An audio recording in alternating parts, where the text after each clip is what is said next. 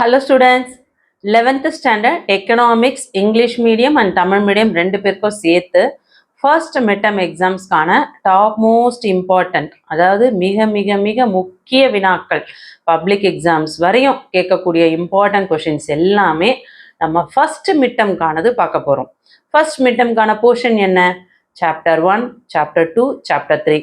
இந்த 3 சாப்டரில் இருக்கக்கூடிய 2 மார்க்ஸ், 3 மார்க்ஸ், 5 மார்க்ஸ் இதை மட்டும் படித்தா போதும். ஃபர்ஸ்ட் மிட்டம் அட்டன் பண்ணிடலாம், குவார்டர்லி அட்டன் பண்ணிடலாம், ஆஃபர்லி அட்டன் பண்ணிடலாம், பப்ளிக் எக்ஸாம் அட்டன் பண்ணிடலாம். என்ன காரணம் அப்படின்னு பார்த்தீங்கன்னா, ப்ரீவியஸ் இயரில் நடந்த half yearly revision exams all district question paper எடுத்து அதில் இருக்க கலெக்ஷன்ஸை உங்களுக்கு இந்த வீடியோவில் நான் சொல்லியிருக்கேன். அது போக ப்ரீவியஸ் இயரில் ஒரு 4 to 5 இயர்ஸில் பப்ளிக் எக்ஸாம்ஸில் என்னென்ன லெசன்ஸில் இந்த 3 லெசன்ஸில் என்னென்ன கொஷின்ஸ்லாம் கேட்டிருந்தாங்களோ அந்த கொஷின்ஸ் தான் உங்களுக்கு சொல்ல இருக்கேன். ஸோ 2026 வரக்கூடிய பப்ளிக்கில் என்னென்ன கொஷின்ஸ் வந்து இந்த 3 லெசன்லேருந்து கேட்கறதுக்கு அதிகமாக சான்சஸ் இருக்கோ அதையுமே சொல்லியிருக்கேன். ஸோ கண்டிப்பாக நான் சொன்னக்கூடிய கொஷின்ஸ் ஒரு கொஷின் கூட மிஸ் பண்ணிடாதீங்க. நான் லாஸ்ட் இயர் போட்ட வீடியோவை ஃபாலோ பண்ணலாமான்னு ஒரு ஸ்டூடெண்ட்ஸ் கேட்டிருந்தீங்க. ஸோ அதில் இருக்க கொஷின்ஸும் படிக்கலாம், அது இம்பார்ட்டன்ட் தான். ஆனால் அது கூட இன்னும் ஒரு சில கொஷின்ஸ் நான் இந்த வீடியோவில் சேர்த்துருக்கேன். ஸோ 2025 to 26க்கான இம்பார்ட்டன்ட் கொஷின்ஸ்ன்னு அப்படின்னு சர்ச் பண்ணிங்கன்னா இந்த வீடியோஸ் வரும். ஸோ கல்வி விஜி சேனல் அப்படின்னு சொல்லி சர்ச் பண்ணி பாருங்கள். 11th எக்கனாமிக்ஸ் இம்பார்ட்டன்ட் கொஷின் கல்வி விஜி சேனல் அப்படின்னு நீங்கள் சர்ச் பண்ணிங்கன்னா நான் போடுற இம்பார்ட்டன்ஸ்லாம் உங்களுக்கு வரும். ஸோ இல்லை வீடியோஸ் மிஸ் பண்ணிடுறீங்க அப்படின்னா நீங்கள் எந்த ஒரு வீடியோ 11th வீடியோ எடுத்து பார்த்தாலும் அதில் இருக்க பிளேலிஸ்ட் லிங்க் வந்து டிஸ்கிரிப்ஷனில் இருக்கும். ஸோ அதுக்குள்ளே போய் பார்த்தீங்கன்னா நீங்கள் ஆர்ட்ஸ் குரூப்போ சயின்ஸ் குரூப்போ தமிழுக்கு தனியாக பிளேலிஸ்ட் இருக்கும். மற்ற மெயின் சப்ஜெக்ட்ஸ்க்கு எல்லாமே பிளேலிஸ்ட் பார்த்தீங்கன்னா டிஸ்கிரிப்ஷனில் கொடுத்துருக்கேன். ஸோ போய் பாருங்கள். பார்க்குறது மட்டும் இல்லை பிள்ளைங்களா, ஆன்டி பிடிக்கும், ஆன்டி சொல்கிற கொஷின்ஸ்லாம் இம்பார்ட்டண்ட்டாக இருக்குன்னு ஃபீல் பண்ணிங்கன்னா எனக்காக ஒரு லைக் கொடுங்க பார்க்கலாம். கண்டிப்பாக லைக் கொடுத்து சப்போர்ட் பண்ணுவீங்க நான் நம்புகிறேன். தொடர்ச்சியாக வந்து நம்ம இம்பார்ட்டன்ட் கொஷின்ஸ் ஒவ்வொரு சப்ஜெக்டாக போட்டுட்ருக்கோம். ஸோ 11th ஆல்ரெடி வந்து அக்கௌண்ட்ஸ் இம்பார்ட்டன்ட் போட்டாச்சு, இப்போ எக்கனாமிக்ஸ் போட்டாச்சு, ஆல்ரெடி காமர்ஸும் போட்டாச்சு. ஸோ நெக்ஸ்ட் என்ன வீடியோஸ் போடலாம் சொல்லிட்டு கமெண்ட் பண்ணுங்கள். கண்டிப்பாக அந்த வீடியோஸை நம்ம அப்லோட் பண்ண போகிறோம். ஸோ என்னென்ன இம்பார்ட்டன்ட் பார்த்துருவோம் வாங்க. 11th ஸ்டாண்டர்ட் எக்கனாமிக்ஸ் பொருளியல் சாப்டர் 1, 2, 3க்கான இம்பார்ட்டன்ட் கொஷின்ஸ் பார்க்க போகிறோம். ஃபர்ஸ்ட் மிட்டம் எக்ஸாம்ஸ்க்கானது. ப்ரீவியஸ் இயரில் பப்ளிக் எக்ஸாம்ஸில் என்னென்ன கொஷின்ஸ் கேட்டிருந்தாங்களோ ஸோ எல்லாமே இதில் சொல்லியிருக்கேன். ஸோ எந்த ஒரு கொஷினும் மிஸ் பண்ணாமல் படிக்க பாருங்கள். பார்ட் பியில் சாப்டர் 1ல் 2 மார்க் கொஷின்ஸ் ஃபுல்லாக பார்க்க போகிறோம். சாப்டர் 1லேருந்து சாப்டர் 3 வரையும் English medium and Tamil medium. So first 2 marks பார்த்துட்டு அதுக்கு அடுத்தது 3 மார்க்ஸ் பார்க்கலாம், நெக்ஸ்ட்டு 5 மார்க்ஸ் பார்க்கலாம். Chapter 1 2 mark question. What is mean by economics? Define microeconomics. Distinguish goods from services. Name any 2 types of utility. Give the meaning of deductive method. இதில் அதிகபட்சமான important என்ன அப்படின்னு பார்த்தோன்னா, what is mean by economics?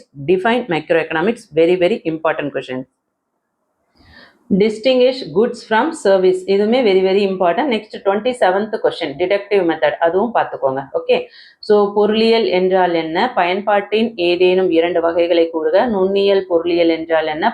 பகுத்தாய்வு முறையின் பொருள் கூறுக. பண்டங்களை பணிகளிலிருந்து வேறுபடுத்துக.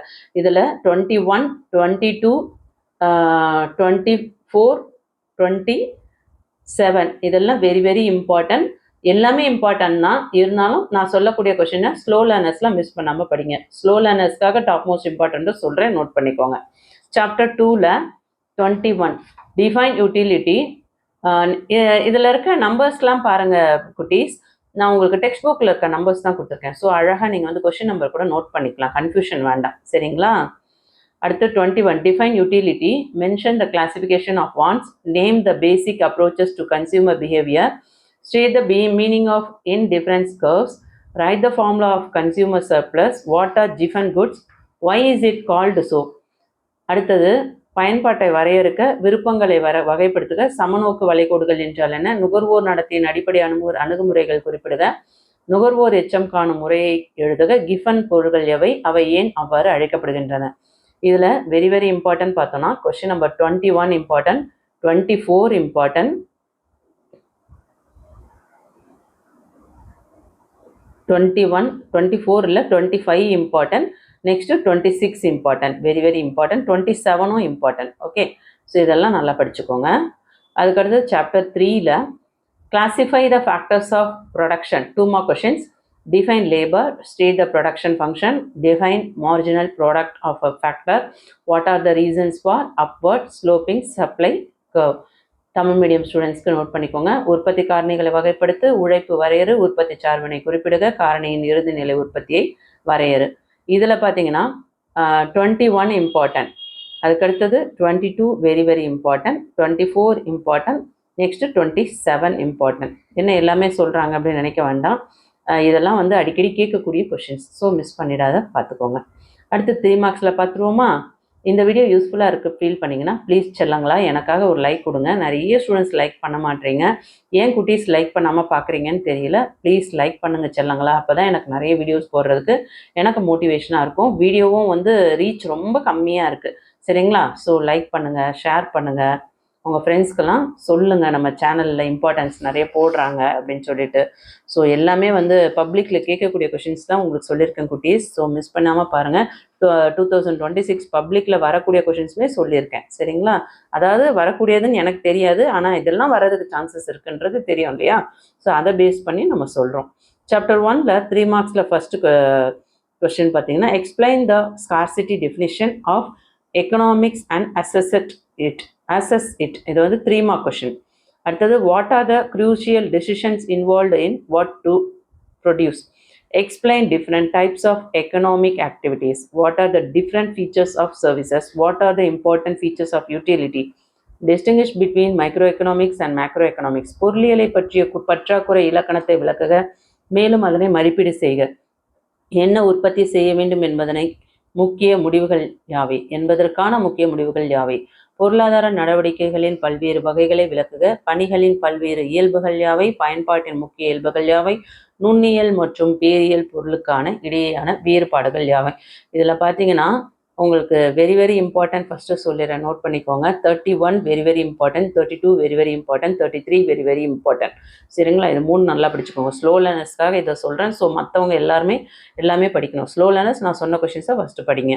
Chapter 2ல் பார்த்தீங்கன்னா, give the Marshall's definitions of consumer surplus, explain the concept of consumers equilibrium with a diagram, explain the theory of consumer surplus, distinguish between extension and contraction of demand, what are the properties of indifference curves. Tamil medium ஸ்டூடெண்ட்ஸ்க்கு நுகர்வோர் எச்சத்திற்கு மார்ஷலின் இலக்கணத்தை தருக, நுகர்வோர் எச்சம் கருத்தை விளக்குக, தேவை விரிவு மற்றும் சுருக்கத்தை வேறுபடுத்துக, சமநோக்கு வளைகோடுகளின் பண்புகள் யாவை, நுகர்வோர் சமநிலை என்ற கருத்தினை சுருக்கமாக விவரி.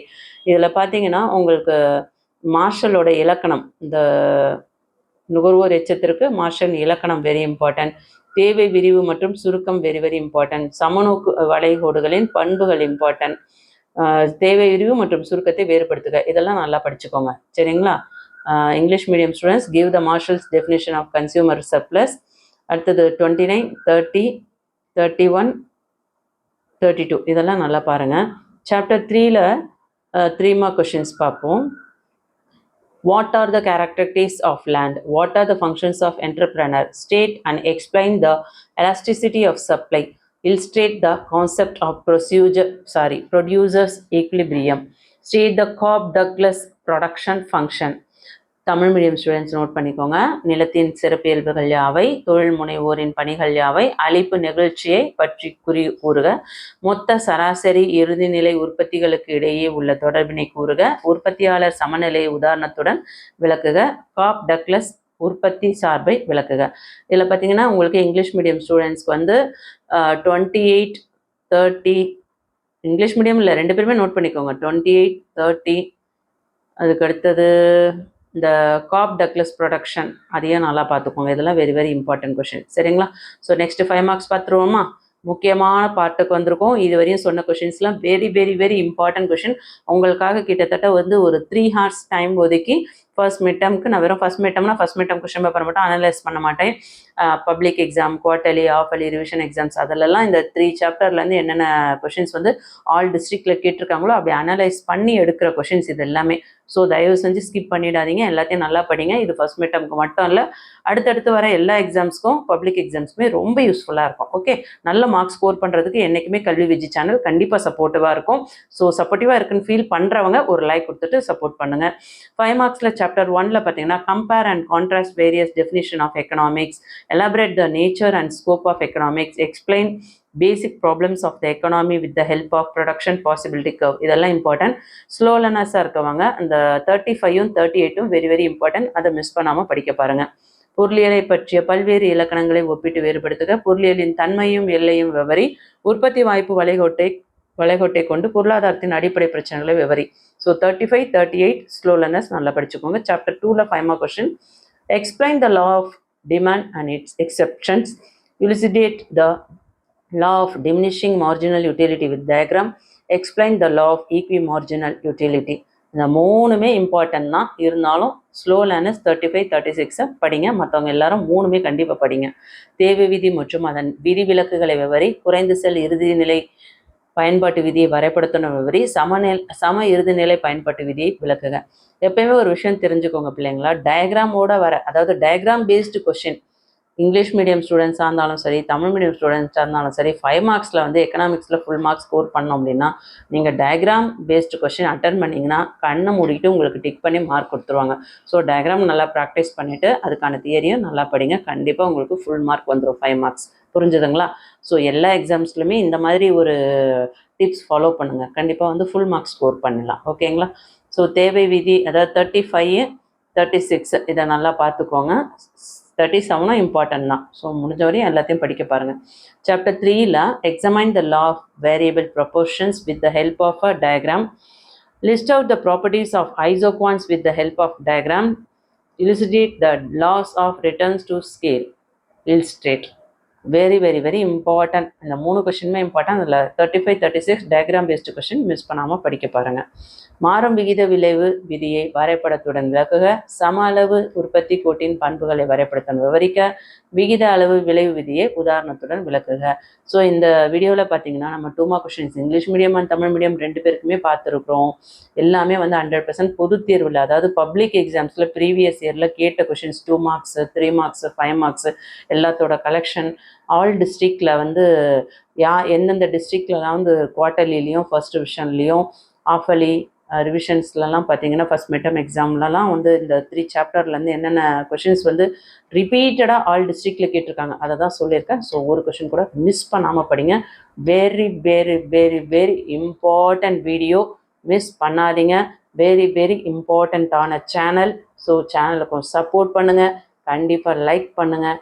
லைக் பண்ணவங்க கண்டிப்பாக கமெண்ட் பண்ணுங்கள். இந்த வீடியோ யூஸ்ஃபுல்லாக இருக்குன்றவங்க உங்கள் ஃப்ரெண்ட்ஸ்க்கு ஷேர் பண்ணுங்கள். மற்ற வீடியோஸை பார்க்கணும்னு நினைக்கிறவங்க பிளேலிஸ்ட் லிங்க் டிஸ்கிரிப்ஷனில் கொடுத்துருக்கேன், போய் பார்த்து அந்த வீடியோஸ்லாம் யூஸ்ஃபுல்லாக இருந்தால் ஒரு லைக் கொடுத்துட்டு சப்போர்ட் பண்ணுங்கள். தேங்க்யூ.